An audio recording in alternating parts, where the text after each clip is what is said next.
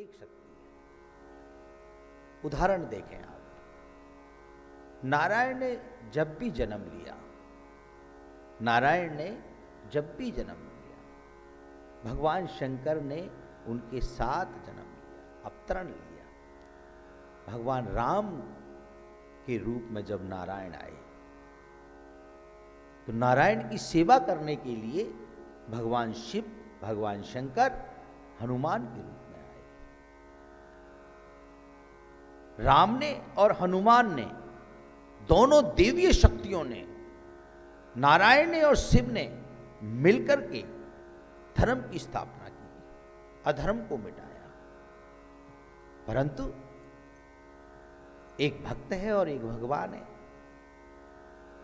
अब नाम से बड़ा नाम, राम का नाम, राम से बड़ा राम का नाम। तो अब कैसे डिसाइड कर सकते हो, कैसे निर्णय ले सकते हो? क्या हनुमान को आप बलशाली नहीं मानते? क्या राम को आप बलशाली नहीं मानते? तो ये कैसे कह सकते हैं कि राम बड़े हैं, हनुमान बड़े हैं? भगवान शिव से माता पार्वती ने पूछा, आप किसका स्मरण करते हैं? उमा कहूं मैं अनुभव अपना।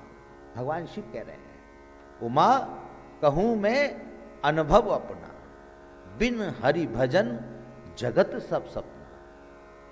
भगवान शिव ने कितना बड़ा वाक्य बोला।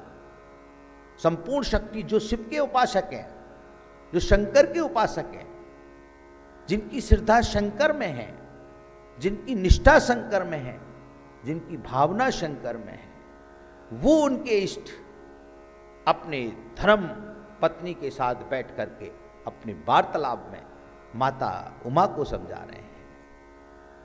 आपकी श्रद्धा किसके प्रति है? शंकर के प्रति, जो आपके इष्ट हैं। और उन इष्ट की श्रद्धा किसके प्रति है? हरि के प्रति। वो क्या कह रहे हैं? उमा कहूं मैं अनुभव अपना, बिन हरि भजन जगत सब सपना।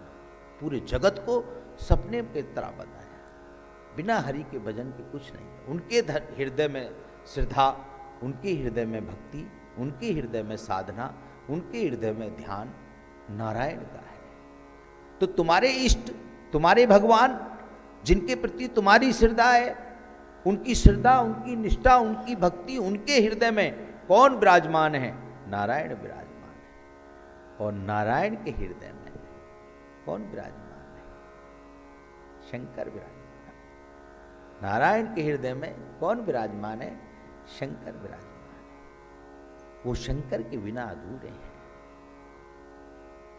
शंकर है तो नारायण है, नारायण है तो शंकर है। अलग नहीं है। केवल आपकी प्रवृत्ति और आपका मन और आपके मन का भाव उन दोनों शक्तियों को एक दूसरे से अलग नाप रहा है। वो एक है।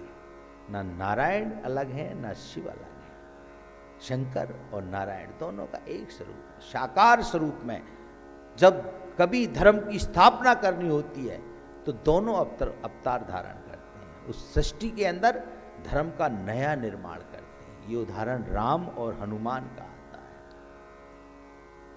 ऐसा कौन सा कार्य था भगवान नारायण का, ऐसा कौन सा कार्य था भगवान राम का जिसको हनुमान नहीं कर पाए? हर असंभव कार्य को संभव किया। किसने किया? हनुमान ने किया। और हनुमान कौन है? भगवान शंकर के 11वें रुद्र है। भगवान शंकर के 11वें रुद्र है। हनुमान ने किनका काम किया? राम का काम किया। राम भगवान नारायण के अवतार है। भगवान नारायण के अवतार है। तो नारायण और शंकर दोनों एक शक्ति हैं, दोनों एक दूसरे से अलग नहीं है। यहां अगर आप ये समझना चाहते हैं कि मेरी श्रद्धा और मेरी भक्ति, मेरी निष्ठा मुझे किस भगवान से जोड़ दे, तो ये आपके तीनों गुणों के ऊपर निर्भर करता है। यदि आपके अंतःकरण में सतगुण की विशेषता है, सत्य का वास है, सद्गुण की विशेषता है, या आपके मन में रजोगुण की विशेषता है, या आपके मन में तमोगुण की विशेषता है, तो वो गुण आपका निर्णय करेगा कि आप इन तीनों शक्तियों में किससे जुड़ जाएंगे।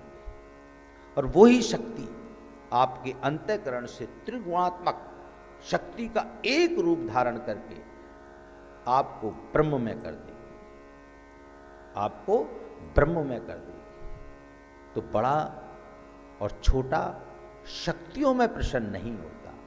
शक्ति शक्ति होती है, शक्ति में कोई बड़ा और छोटा नहीं होता। शक्ति शक्ति होती है। शक्ति जिसके साथ जुड़ जाती है वो सशक्त हो जाता है, वो बड़ा और छोटा नहीं होता, वो शक्तिशाली हो जाता है, सशक्त हो जाता है। जो शक्तिशाली हो जाता है वो बड़ा और छोटा नहीं होता। तो भगवान शंकर और भगवान नारायण और भगवान ब्रह्मा जी, तीनों का अपने आप में महत्व है। नारायण आए राम के रूप में, शंकर के रूप में हनुमान आए, और ब्रह्मा जी के रूप में जामवंत पुत्र थे ना ब्रह्मा जी के, वो आए। तीनों शक्तियों ने हमेशा अवतार धारण किया। जब भी धर्म की स्थापना की तो ये तीनों शक्ति एक गुणात्मक शक्ति है। यदि आप इन तीनों शक्तियों को अपने मन में केंद्रित कर लें तो आप एक गुणात्मक शक्ति के धनी हो जाएंगे, और वो एक गुणात्मक शक्ति आपको ब्रह्म तक ले जाने का मार्ग प्रशस्त करेगी। तब आप ब्रह्म में हो जाएंगे। और जब व्यक्ति ब्रह्म में हो जाता है, जब व्यक्ति विकार मुक्त होकर के अपनी चेतना को ब्रह्म से जोड़ लेता है, तो वहां प्रश्न नहीं होते,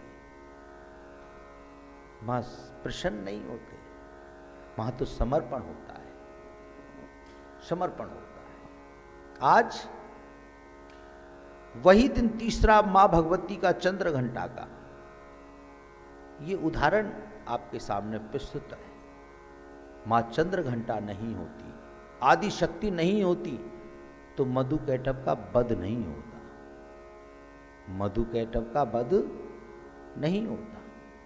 नारायण मधु कैटभ का वध नहीं कर सकते थे, भगवान शंकर मधु कैटभ का वध नहीं कर सकते थे। बहुत दिन युद्ध किया, उनका वध नहीं हुआ। वध करने के लिए आदि शक्ति को उत्पन्न होना, आदि शक्ति को चंद्र घंटा के रूप में आना पड़ा। इन तीनों गुणों की शक्ति, त्रिगुणात्मक शक्ति का एक जो केंद्र है वो आदि शक्ति मां भगवती है। मां भगवती से ये तीनों शक्तियां उत्पन्न हुई, और इन तीनों शक्तियों का जो तेज पुंज है वो मां भगवती दुर्गा है, आदि शक्ति है। आप अपने मन में किसी भी छवि को बना लें, वही छवि आपके लिए पूजनीय बन जाती है, वही छवि आपके लिए ईश्वरीय बन जाती है। एकलव्य ने अपने गुरु की प्रतिमा से, अपने गुरु की प्रतिमा को साक्षी मान करके ऐसी धनुर्धर विद्या प्राप्त की, अर्जुन से भी आगे चला गया। वो तो नहीं आए, छवि थी मन में, छवि थी। आप किसी भी छवि को अपने मन में उतार लें, वही छवि आपके मन को पवित्र करती हुई चली जाएगी। ये त्रिगुणात्मक शक्ति का स्वरूप है। आपका मन ही डिसाइड करता है कि आप बड़े हैं, आप छोटे हैं, क्योंकि आपका जन्म तो तीन शक्तियों को लेकर पैदा हुआ है, त्रिगुणात्मक शक्तियों को लेकर पैदा हुआ है। तो आप बड़े छोटे कैसे हो सकते हैं? तो ये प्रश्न का समाधान है। आपको समझ में कितना आता है ये आपके विवेक के ऊपर निर्भर करता है, परंतु विषय हमारे चिंतन का है।